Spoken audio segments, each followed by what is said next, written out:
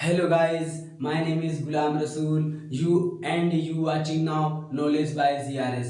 तो मेरे प्यारे बच्चों, आज हमने लेकर के आया है निकट दृष्टि दोष तथा दीर्घ दृष्टि दोष में क्या अंतर है, क्या डिफरेंस है, क्या फ़र्क है। तो मेरे प्यारे बच्चों, आज मेरे साथ इस वीडियो में आप बने रहेंगे और आज हम लोग जानेंगे कि निकट दृष्टि दोष तथा दीर्घ दृष्टि दोष में क्या अंतर होता है। तो चलिए बच्चों, हम लोग शुरू करते हैं अपने नए से प्यारे से टॉपिक को। तो बच्चों देखिए, यहाँ निकट दृष्टि दोष। बच्चों, निकट दृष्टि दोष में क्या होता है कि निकट दृष्टि दोष में निकट रखी वस्तु तो साफ साफ दिखाई देते हैं, लेकिन दूर रखी वस्तु साफ साफ नहीं दिखाई देते हैं। मेरे प्यारे बच्चों, ऐसा क्यों होता है आज हम लोग जानेंगे। देखो बच्चों, दीर्घ दृष्टि दोष, दीर्घ दृष्टि दोष में यानी कि दूर दृष्टि दोष, दूर दृष्टि दोष में दूर रखी वस्तु साफ साफ दिखाई देते हैं, लेकिन लेकिन लेकिन लेकिन क्या इस दूर रखी वस्तु साफ साफ दिखाई देते हैं, लेकिन नजदीक रखी वस्तु, निकट रखी वस्तु साफ साफ क्यों नहीं दिखाई देते हैं मेरे प्यारे बच्चों। तो आज हम लोग इस वीडियो में यही जानेंगे। बच्चों देखिए, होता क्या है असल में, ये बात समझते हैं। देखिए, इस दोष में व्यक्ति निकट रखी वस्तुओं को तो साफ साफ देख सकता है, लेकिन दूर रखी वस्तुओं को साफ नहीं देख सकता है। ऐसा इसलिए होता है मेरे प्यारे बच्चों, ऐसे दोष में व्यक्ति का दूर बिंदु अनंत पर ना होकर के नेत्र के पास आ जाता है। बच्चों, ये दूर बिंदु क्या है? दूर बिंदु ये है जहां तक मेरी नजर जाए वो चीज मेरे आंखों से दिख जाए, यानी कि मेरा जो प्रतिबिंब है वो रेटिना पर बन जाए। देखो बच्चों, ये हमारा जो है आंख है, मान लेते हैं इस तरह से आंख बना रहता है बच्चों, है ना, इस तरह से। तो ये हमारा रेटिना रहता है। क्या रहता है? रेटिना। रेटिना जहां से हम लोग का प्रतिबिंब बनता है।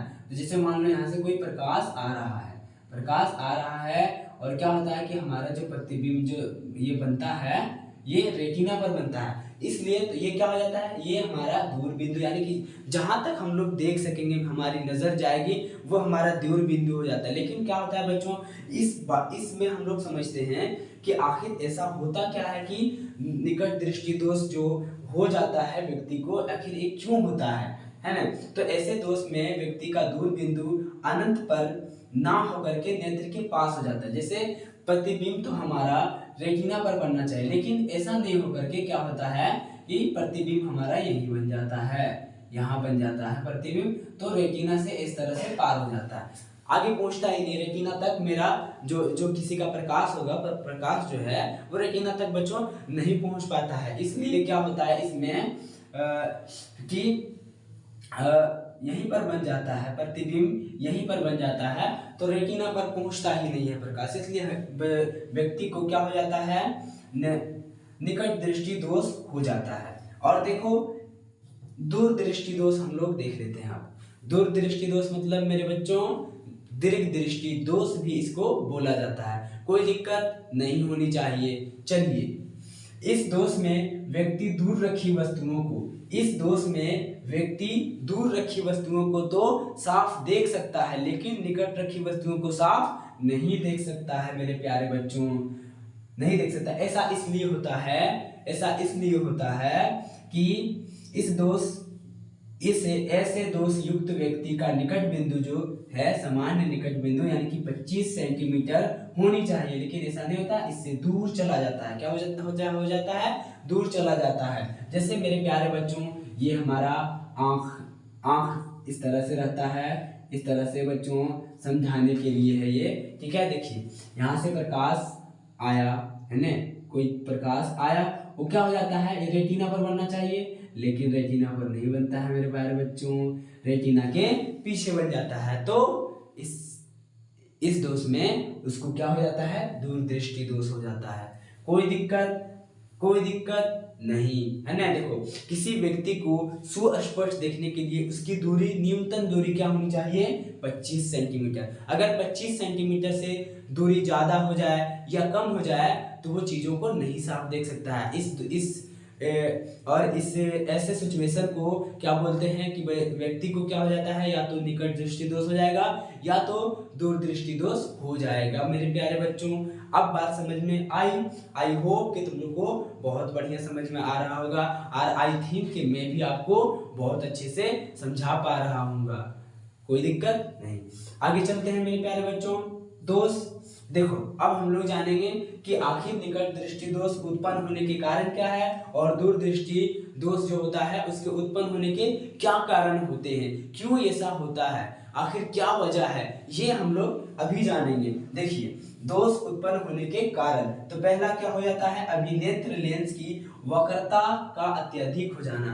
अभिनेत्र लेंस की जो लेंस हमारा जो है उसकी साइज में थोड़ा वृद्धि हो जाना, वक्रता में वृद्धि हो जाना, इसलिए ऐसा होता है। फिर नेत्र गोलक का लंबा हो जाना, नेत्र गोलक का लंबा हो जाना यानी कि थोड़ा सा साइड से थोड़ा बड़ा हो जाना, इस तरह से हो जाता है मेरे प्यारे बच्चों। आई होप के ये बात क्लियर होगा। अब हम लोग चलते हैं दोष उत्पन्न होने के कारण, किसमें, दीर्घ दृष्टि दोष में, यानी कि मेरे प्यारे बच्चों दूर दृष्टि दोष में। किसमें, दूर दृष्टि दोष में क्या होता है, इसमें होता है अभिनेत्र लेंस की फोकस दूरी का अत्यधिक हो जाना।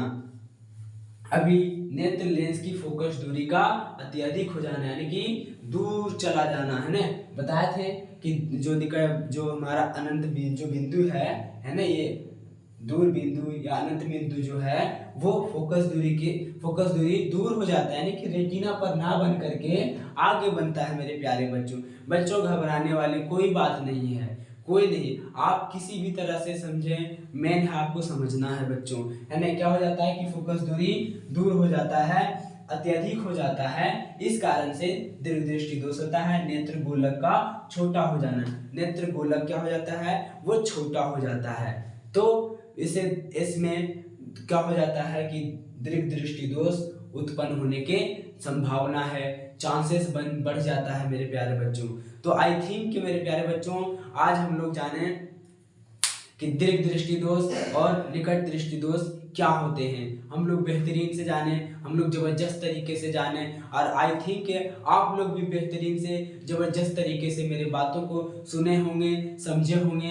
तो मेरे प्यारे बच्चों आज के लिए इतना ही, फिर मिलेंगे हम लोग नेक्स्ट वीडियो में, तब तक के लिए टाटा बाय बाय। और लास्ट में यही कहना चाहता हूँ मेरे प्यारे बच्चों कि आप मेरे चैनल पर अगर नए हैं तो मेरे चैनल को सब्सक्राइब करें, मेरे वीडियो को लाइक करें, और हम लोगों का जो हौसला है वो मजबूत करें, कमेंट करें कि सर आप लोग बहुत अच्छे से मेहनत कर रहे हैं, या हम लोग कोई गड़बड़ करते हैं, या मतलब जैसे कोई गलती हो रहा है तो हम लोग को बताइए कि सर आप गलती कर रहे हैं, लेकिन आई थिंक ऐसा नहीं होगा मेरे प्यारे बच्चों, हम लोग बहुत मेहनत कर रहे हैं, आप देख रहे हैं, है ना। चलिए मेरे प्यारे बच्चों, तो तब के आज के लिए हमारा लेक्चर यहीं पर द एंड होता है, फिर मिलेंगे हम लोग नेक्स्ट वीडियो में, तब तक के लिए बाय बाय, टेक केयर, जय हिंद, जय भारत।